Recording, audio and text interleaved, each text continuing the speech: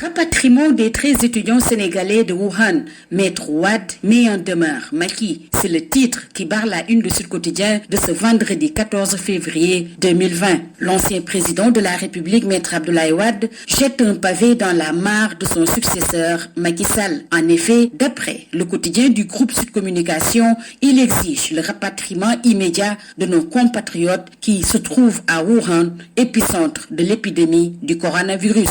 C'est à travers une déclaration que Maître Wade a fait cette demande qui prend le contre-pied de la position du chef de l'État, qui avait déclaré que le Sénégal ne dispose pas de moyens logistiques pour faire revenir les étudiants.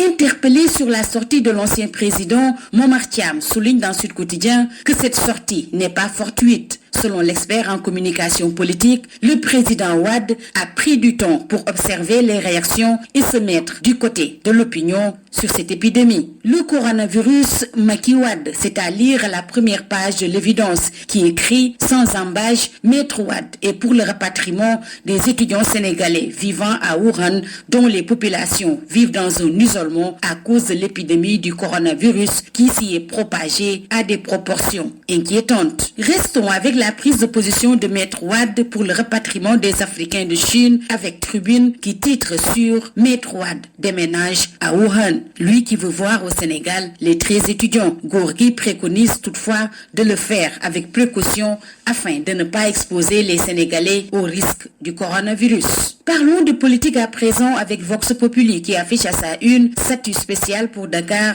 discorde jusqu'au sein de la majorité. Alioune Souané de LDR, Yessal de Fada et Ibrahima Sène du PIT entre autres déchirent la proposition qui divise la classe politique. Avec plus de 300 partis, l'assainissement de l'espace politique s'impose.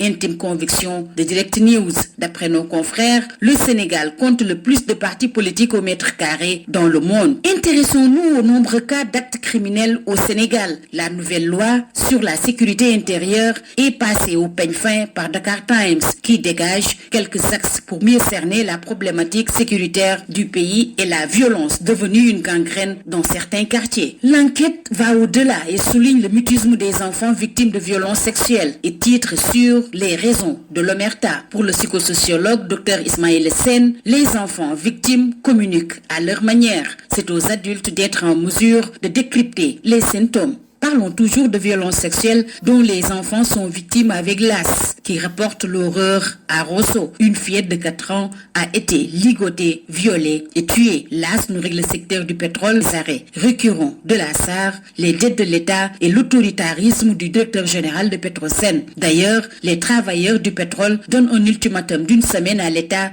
avant d'aller en grève. Ils dénoncent l'indifférence de l'État. Le chef de l'État signe l'édito du Soleil de ce matin. C'est à l'occasion des 50 années d'existence du quotidien national, Le Soleil. Au-delà, le chef de l'État y appelle à la responsabilité de chacun et de chacune pour ne pas tomber encore davantage dans les pièges que nous tendent quotidiennement la paix et l'exercice démocratique. Pourquoi ces états généraux de la presse se demandent l'État? En sport, Stade le quotidien du sport titre sur Sénégal, Guinée-Bissau en mars. Urgence à 2 postes. D'abord, la défense des Lions à réparer et qui pour remplacer Alfred Gomis?